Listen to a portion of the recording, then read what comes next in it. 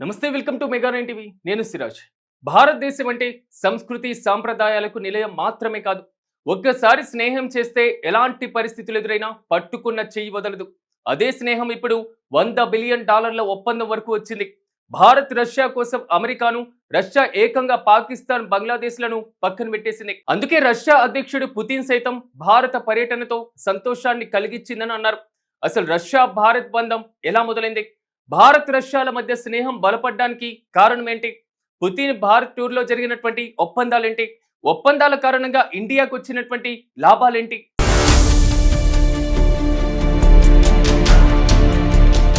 Bharat Russia దేశాల మధ్య స్నేహం ఈనాటిది కాదు. 1947 ఏప్రిల్ 13 అంటే స్వాతంత్రం పొందడానికి కొన్ని నెలల ముందు అప్పటి సోవియట్ యూనియన్తో దౌత్యపరమైనటువంటి సంబంధాలు స్థాపించబడ్డాయి. ఇది భారతదేశం యొక్క మొట్టమొదటి అంతర్జాతీయ సంబంధాలలో ఒకటిగా ఉంది. ఈ స్నేహ బంధం 1971 ఇండో పాకిస్తాన్ యుద్ధం కీలక మలుపు తీసుకుంది. అంటే 1971లో జరిగినటువంటి యుద్ధమే ఇక్కడ కీలకమైనటువంటి మలుపు. యుద్ధ సమయంలో పాకిస్తాన్ కు మద్దతుగా అమెరికా తన 7వ నౌకా దళాన్ని పంపినప్పుడు సోవియట్ యూనియన్ భారతదేశానికి అండగా నిలిచి అణు సామర్థ్యం కలిగినటువంటి జల అంతర్గాములను పంపింది. ఈ సంఘటన భారత్ కు చాలా బలాన్ని ఇచ్చింది. ఈ మద్దతుకు కేవలం కొద్ది నెలల ముందు 1971 ఆగస్టులో సోవియట్ భారత్ శాంతి, స్నేహం మరియు సహకార ఒప్పందాన్ని కుదుర్చుకున్నాయి.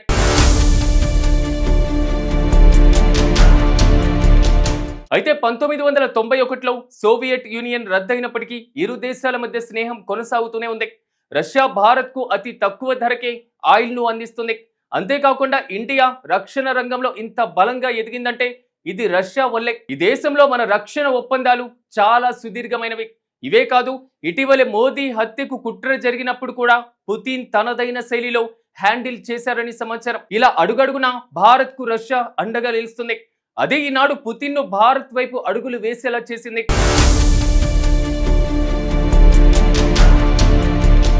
పుతిన్ భారత పర్యటనల వల్ల భారతదేశానికి చాలా ప్రయోజనాలున్నాయి.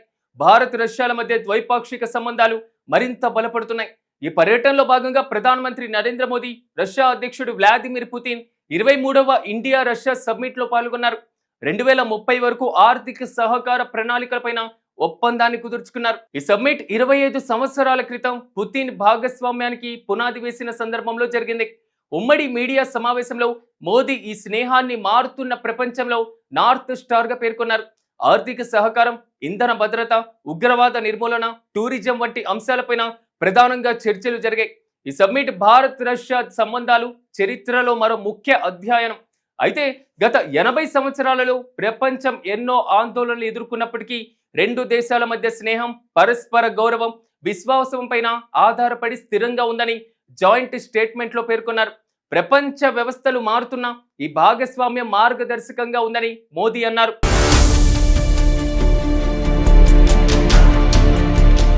సబ్మిట్ లో ఆర్థిక, రక్షణ, శక్తి, సాంస్కృతిక అంశాలపైన విస్తృత చర్చలు జరిగాయి. భారత్ రష్యా దేశాలు 2030 వరకు బహుముఖ ఆర్థిక సహకారాన్ని బలోపేతం చేయడానికి ప్రణాళికలు రూపొందించుకున్నాయి. గత సంవత్సరం ద్వైపాక్షిక వాణిజ్యం 12% వృద్ధి చెంది కొత్త రికార్డును స్థాపించింది. ఈ సంవత్సరం కూడా అదే స్థాయిలో ఉంటుందని పుతిన్ ఆశాభావం వ్యక్తం చేశారు.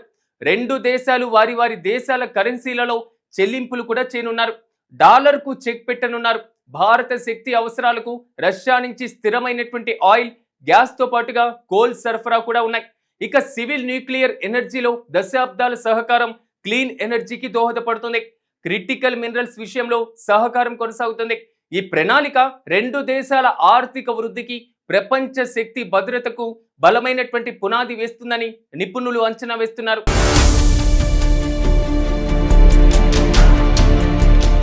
రష్యా అధ్యక్షుడు పుతిన్ తన స్నేహితుడని ప్రధాని మోదీ అన్నారు. ప్రపంచం గత 8 దశాబ్దాలలో ఎన్నో ఆందోళనలు చూసింది. అయితే భారత్ మరియు రష్యా మధ్య స్నేహం ఉత్తర తారలా ఉంది. ఈ సంబంధం పరస్పర గౌరవం, విశ్వాసం పైన ఆధారపడి ఉంది. ఈ రోజు మనం ఈ సంబంధాన్ని బలోపేతం చేసుకోవడానికి అన్ని అంశాలపైన చర్చలు జరిపామని తెలిపారు. శక్తి భద్రత మన భాగస్వామ్యంలో బలమైనటువంటి స్తంభం. మనం ఈ విన్ విన్ సహకారాన్ని కొనసాగిస్తున్నామని అన్నారు. మన సివిల్ న్యూక్లియర్ ఎనర్జీలో దశాబ్దాల సహకారం క్లీన్ ఎనర్జీకి దోహదపడింది. క్రిటికల్ మినరల్స్ లో మన సహకారం ప్రపంచ సరఫరా గొలుసును విభిన్నంగా మరియు నమ్మకంగా ఉంచడానికి అవసరమని పేర్కొన్నారు.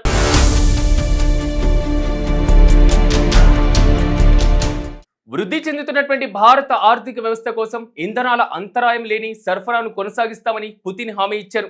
గత సంవత్సరం మన ద్వైపాక్షిక వాణిజ్య ఆవిర్భావం 12% వృద్ధి చెందింది, కొత్త రికార్డును స్థాపించింది.